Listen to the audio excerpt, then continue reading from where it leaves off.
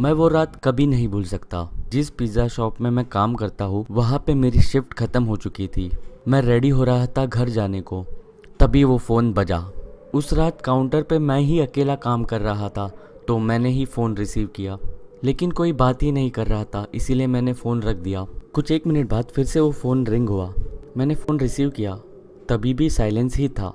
मैं फ़ोन फिर से रखने ही वाला था, तब मैंने एक कोल्ड और वीक साउंड सुनी फ़ोन से। वो आवाज़ किसी ओल्डर वूमन की थी। उसने कहा उसे रेगुलर चिकन पिज़्ज़ा चाहिए। मैं फ़ोन पे तो शांत रहा, लेकिन अंदर से तो मैं उस बूढ़ी औरत को गालियाँ दे रहा था। मैं अपनी शिफ्ट ख़त्म करके घर जाने ही वाला था, तभी उसका फ़ोन आया था। मैंने अपने बॉस को कहा कि कोई तो पिज़्ज़ा डिलीवरी ऑर्डर कर रहा है। मेरे बॉस ने कहा मुझे वो पिज़्ज़ा डिलीवर करना होगा। पहले तो मैं बहुत अपसेट हुआ, लेकिन मैंने सोचा कि मुझे इसका टिप भी मिलेगा, और बूढ़े लोग बहुत ही ज़्यादा अच्छी टिप देते हैं। मैंने एड्रेस नोट डाउन किया और मैंने उसे कहा कि मैं वहाँ पे जल्दी आ जाऊँगा, लेकिन उसने पहले से ही फ़ोन कट कर दिया था। वो काफ़ी स्ट्रेंज था और रूड था। मेरे बॉस ने मुझे डिलीवरी के बाद घर जाने को कहा, क्योंकि वापस आने तक तो पिज़्ज़ा शॉप बंद हो चुका होगा। तो कुछ 11 बजने से थोड़ी देर पहले ही मैं अपने गाड़ी में बैठा और पिज़्ज़ा डिलीवरी करने के लिए निकल गया। दिए हुए घर का एड्रेस काफ़ी शांत जगह पे था। जीपीएस की मदद से मैं एड्रेस लोकेशन पे पहुंचा। वो काफ़ी शांत और 1 फ्लोर का घर था। मैंने पिज़्ज़ा उठाया और घर की तरफ चल पड़ा। वो घर की सभी लाइटें बंद थी। मैंने बेल रिंग की, इसी होप में कि दिया हुआ एड्रेस गलत ना हो, लेकिन रिंग को किसी ने आंसर नहीं किया।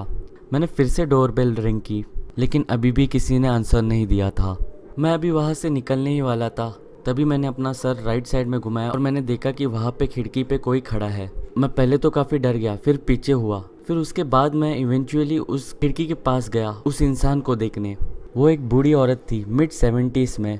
वो एक ब्लैंक एक्सप्रेशन के साथ मेरी तरफ स्टेयर कर रही थी। विंडोज़ के थ्रू मैंने चिल्लाया कि उसका पिज़्ज़ा मेरे पास है, लेकिन उसने कुछ रिस्पॉन्ड ही नहीं किया। इसलिए मैंने और भी चिल्ला के कहा। तभी उसकी फेस पे एक बड़ी सी स्माइल आई।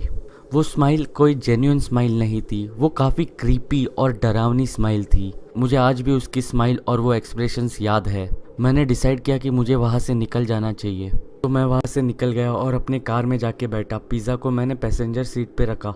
मुझे लगा कि मुझे ये सब अपने बॉस को इन्फॉर्म करना चाहिए। मैंने मेरे बॉस को टेक्स्ट किया और मैंने कार चालू कर दी।